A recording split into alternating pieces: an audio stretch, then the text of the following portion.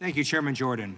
I want to first say that the House Judiciary Committee is responsible for helping to enforce the rule of law. Unfortunately, the actions of this chairman in ignoring a bipartisan congressional subpoena have damaged the ability of this committee to get information from witnesses and damage the rule of law. Now, Mr. Hur, thank you for being here today. Thank you for sharing your compelling immigrant story. That just goes to highlight how America is a nation of immigrants. I'm going to ask you a series of questions, yes and no questions. They are not trick questions. They're simply designed to highlight what you already found in your report, which is that there are, quote, material distinctions, end quote, between President Biden's case and Mr. Trump's case. So here's my first question. In your investigation, did you find that President Biden directed his lawyer to lie to the FBI? We identified no such evidence.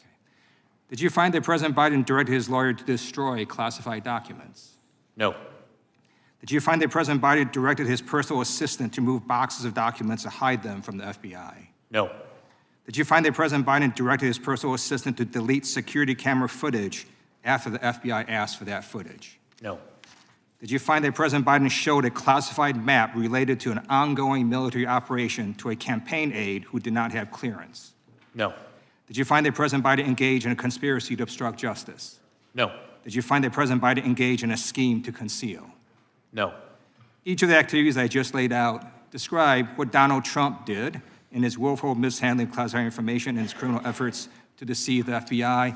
In contrast, President Biden handed over documents without delay and complied fully with investigators.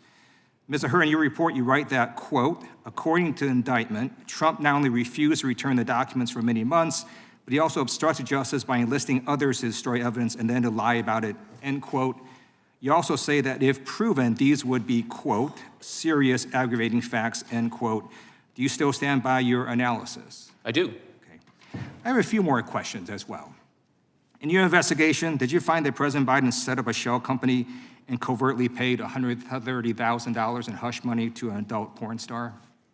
No. Okay. Did you find that President Biden directed his lawyer to pay $150,000 in hush money to a former Playboy model? No.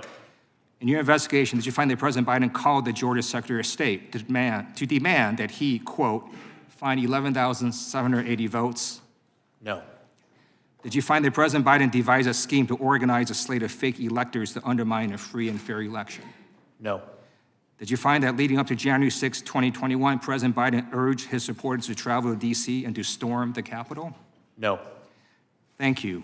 Each of these activities I laid out describe what Donald Trump did, his efforts to bully election officials, overturn the results of the election, and deceive the American people.